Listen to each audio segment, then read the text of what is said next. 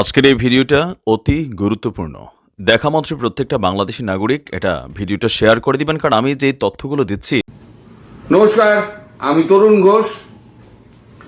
মালদা মুর্শিদাবাদে যে হামলা হয়েছিল তাদের তো আগেই জানা গিয়েছিল যে বাংলাদেশের ওপার থেকে লোক এসছিল।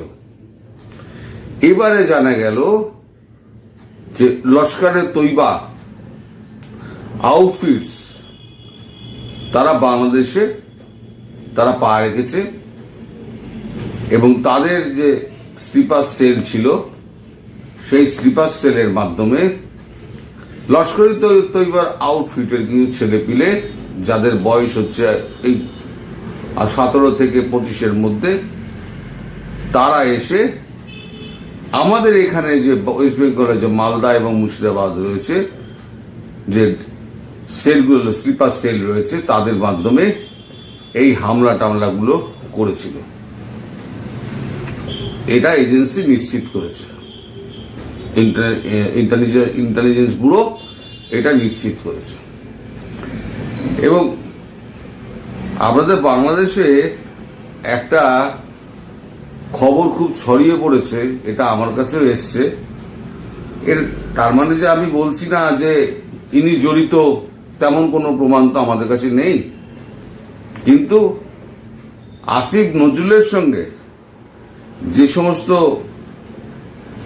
লস্করে তৈবা আউটফিটদের লোকে দেখা যাচ্ছে তাতে একটা প্রশ্নচিহ্ন পড়ে গেছে আসিফ নজরুলের ওপরে।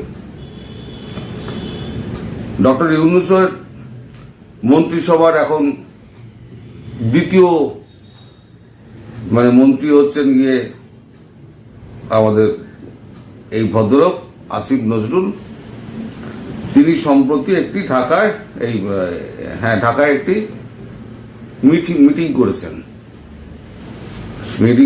সে লস্করে তৈবা যে প্রধান আছে তার নাম হারুন ইজহার। শোনা যাচ্ছে এই নাকি পাকিস্তান থেকে দুবাই হয়ে বাংলাদেশে ঢাকাতে এসেছিলেন এবং মিটিং করার পর আসিফ নজরুল একটা ফেসবুকে একটা পোস্ট দিয়েছিলেন, ছবি, গ্রুপ ছবি। তাতে বাকি কজনের নাম এগুলো এখনো জানা যায়নি, তবে এগুলো শিগগিরই হয়তো জানা যাবে। তারপরেই এই যে পেহেলগাঁওতে যে হামলাটা হলো তাতে আসিফ নজরুল যে পোস্টটা করেছিলেন সেই পোস্টটা তাকে আরো বিতর্কিত করে তুলেছিল। কালকে এই পোস্টটা আমি দিয়েছিলাম, আজকে আবার আপনাদের এই পোস্টটা একবার দিচ্ছে, আপনারা দেখুন। আসিফ নজরুল লিখছেন, কাশ্মীরে পর্যটক হত্যার নিন্দা জানাই, তবে এর পেছনে কারা আছে তা জানা প্রয়োজন। নিচের লেখাটা পড়তে পারেন। পাকিস্তানকে প্রত্যাঘাত করা হবে কিনা আমার কাছে ইম্মেটেরিয়াল। আমি সিম্পলি বিশ্বাস করি না অমিত শাহ অজিত দোভালদের সাহায্য ছাড়া কোনো অস্ত্র বা লোক কাশ্মীরে ঢুকতে পারে। আগে তবুও অনেক জায়গা ছিল যেখান থেকে জঙ্গি ঢোকার সুযোগ ছিল। এখন টেকনোলজির উন্নতির পরে সেই সমস্ত জায়গা অতি সহজেই নজরদারি করা যায়। আমি কার্গিল যুদ্ধের পর কাশ্মীরে গিয়েছি, আমি কোনোদিনও শুনিনি পর্যটকদের জঙ্গিরা হত্যা করে, হ্যান ত্যান করে উনি লিখে দিয়েছেন। এই লেখাটা পোস্ট করার পর পুরো একদম বাংলাদেশ জুড়ে মারাত্মক বিতর্ক তৈরি হয়। এখানে তো আমরা তো জানি না এসব ব্যাপার, এখানে কোনটা সত্যি কোনটা মিথ্যে। তো লস্করে তৈবার আউটফিট যে বাংলাদেশে এসে পৌঁছেছে সেটা ভারতের পক্ষে একটা উদ্বেগজনক। এটা ইন্টেলিজেন্স ব্যুরো কিন্তু এটা উল্লেখ করেছে এবং সেই আউটফিট বেশ সক্রিয়।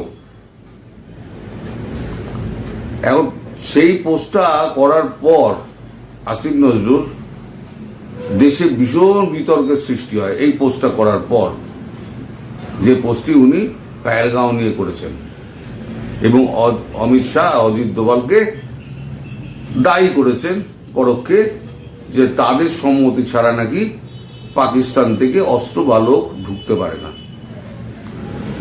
তার এই পোস্টটা ঘিরে যখন প্রচন্ড বিতর্কের সৃষ্টি হলো, তখন তিনি পোস্টটি তুলে নিলেন।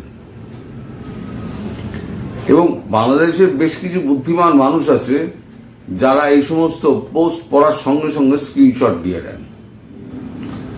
এবার পোস্টটি ডিলিট করে দিয়েছেন। কি জন্য ডিলিট করেছেন, কার ভয়ে ডিলিট করেছেন, বা নিজের খারাপ লেগেছে বলে ডিলিট করেছেন, সেটা আলাদা ব্যাপার। সেটা নিয়ে তো আমি কিছু বলতে পারবো না, আর আমাদের বলার অধিকারও নেই। কিন্তু উনি ডিলিট করার সত্ত্বেও পুরো সমাজ মাধ্যমে ভাইরাল হয়ে গেছে। এবং যে ছবিটা উনি এলইটির নেতার সঙ্গে যে ছবিটা উনি তুলেছেন, সেটাও সমাজ মাধ্যমে ভাইরাল হয়ে গেছে। ফলে এখন ডক্টর আসিফ নজরুল তিনি বাংলাদেশে একটি বিতর্কিত ব্যক্তিত্ব হয়ে গেছেন। বাংলাদেশে বিতর্কিত এই অবৈধ সরকারের ব্যক্তিত্বের কোনো করগুলো হিসেব করা যাবে না। ডক্টর ইউনূস নাম্বার 1 মিথ্যাবাদী, তার যে সচিব শফিকুল ইসলাম, সে তো নাম্বার 1:ইনফিনিটি মিথ্যাবাদী। আসিফ নজরুল তার থেকে বড় মিথ্যাবাদী। তিনি আবার বলেছিলেন যে ভারতীয় নাকি 26 লক্ষ বাংলাদেশে কাজ করে, 26টা উনি খুঁজে বার করতে পারেননি। তারপর তাকে যখন ধরা হলো, যে আপনি যখন ক্ষমতায় উনি এসে বসলেন, যে আপনি 26 লক্ষ বলেছেন, 26 লক্ষ তাহলে দাঁড়ান, তখন উনি কি বললেন, না আমি যখন বলেছিলাম তখন তো আমি উপদেষ্টা ছিলাম না, এখন উপদেষ্টা, এখন আমি বলছি না। তার মানে উপদেষ্টা আসিফ নজরুল এক, আর প্রফেসর আসিফ নজরুল যখন উপদেষ্টা ছিলেন না, তিনি এক। একই মানুষের দুটো সত্তা। নিজেকে কি প্রমাণ করতে চাইছেন মিথ্যে ঢাকার জন্য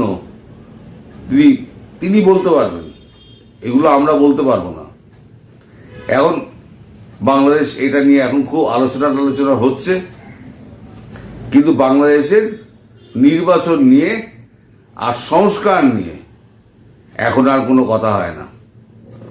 ওসব কথাবার্তা সব বন্ধ হয়ে গেছে। সংস্কারও হচ্ছে না, নির্বাচনও হচ্ছে না।